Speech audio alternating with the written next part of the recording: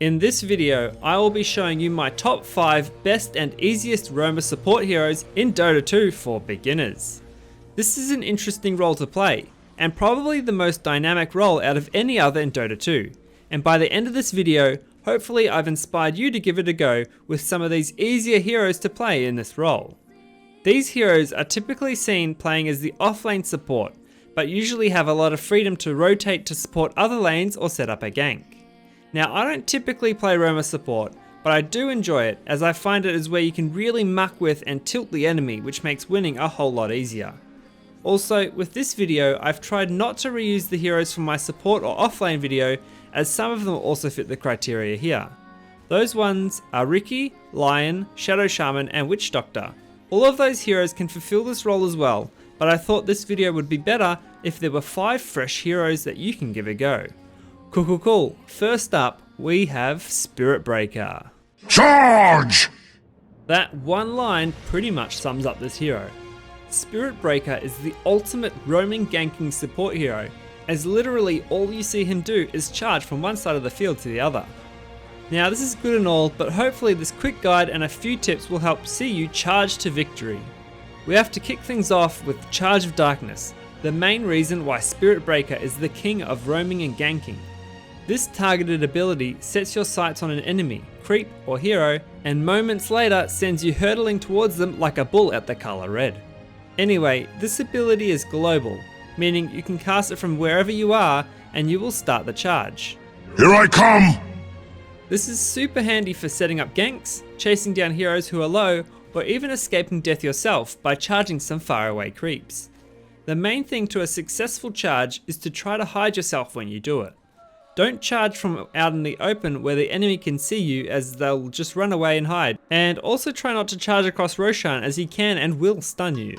Same thing for charging across lanes. Try to avoid it as the enemy will see you and start to back to safety. Also to note is that you can end the charge at any time, so if you think the charge is no longer safe or good, there's no issue with stopping it. Bulldoze, his second ability, gives you a movement speed increase and a status resistance increase, meaning if you get stunned or whatever, it doesn't last as long. This can be used while charging, so it's a good idea to use this just as you come out of cover before hitting the enemy. Your third ability, Greater Bash, gives you a passive chance to bash the enemy, stunning them and dealing damage based on your movement speed. Stunning, isn't it? You can stack some movement speed items to help buff this ability pretty easily. Some items you might want to consider are Spirit Vessel, Sangha and Yasha, or a Shadow Blade, which is handy as you can activate this while charging to go invisible and really surprise the enemy. Where'd I come from?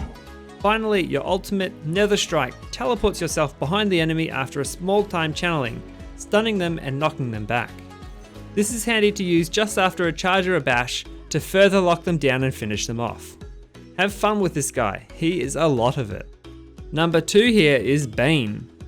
Oh, you think darkness is your ally?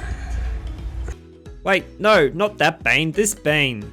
Your nightmare is here. Bane is a ranged intelligence hero who enslaves his enemies and feeds them nightmares, causing, well, more nightmares obviously. Early game, Bane is very strong and can trade against other heroes well due to his skill set and high starting stats.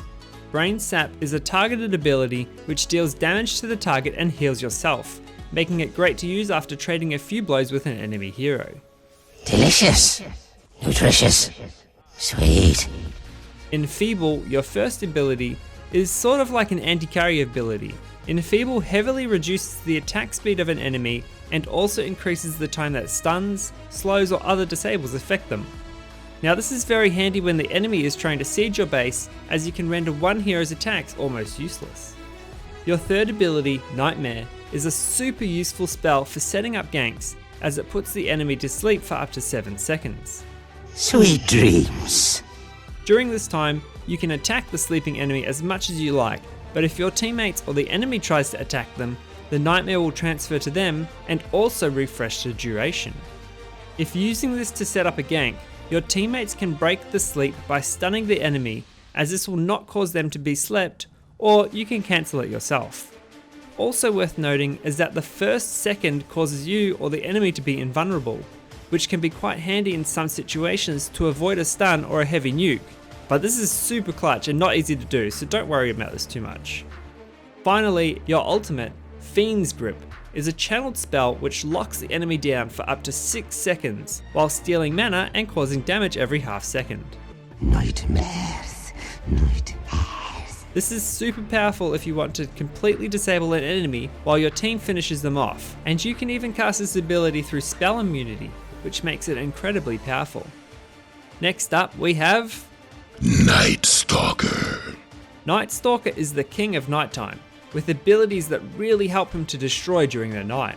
Seriously, the enemy should be very afraid of you at nighttime, as your abilities basically double in power, making Night Stalker a formidable foe for any enemies caught out in the dark. His first ability, Void, damages the enemy as well as slowing them. During the nighttime, the slow duration is much longer and also applies a mini stun to the enemy, which can be good to cancel teleports or other channeling spells. Your second ability, Crippling Fear, causes enemies in a small radius around Night Stalker to be silenced, preventing them from retaliating with their spells as long as you are nearby. There's no escape. This is a really horrible spell for the enemy, as it's super hard to do anything with Night Stalker right on top of them. It's again much worse at night, as the ability lasts up to 8 seconds, which is just an insane amount of time to not be able to spellcast. Your third ability, Hunter in the Night, is a passive ability and what makes you scary and a stalker of the night. Daywalker, Night Stalker. This gives you a huge movement speed bonus and attack speed bonus during the nighttime, which you'll want to take advantage of, especially in the first nighttime after getting this ability, as it's useless during the daytime. Lastly, your ultimate, Dark Ascension, transforms day to night by summoning instant darkness and giving you bonus attack damage and flight, allowing you to move over trees and cliffs freely. Sweet twilight.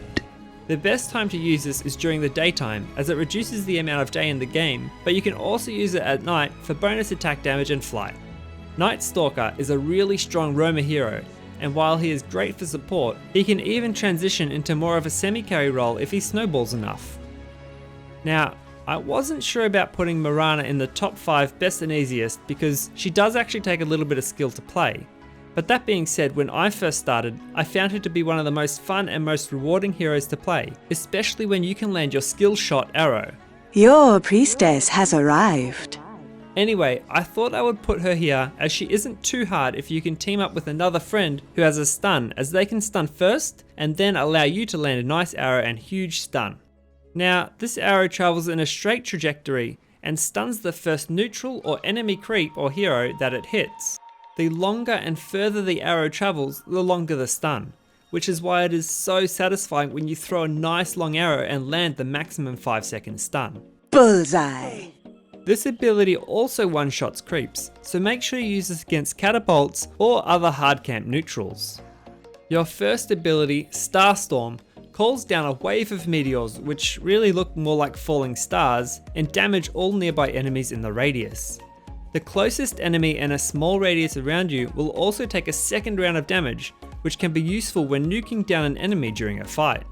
Leap, Marana's third ability, is useful for both chasing wounded heroes down as well as an escape ability, as it causes you to leap a medium distance in the direction you are facing.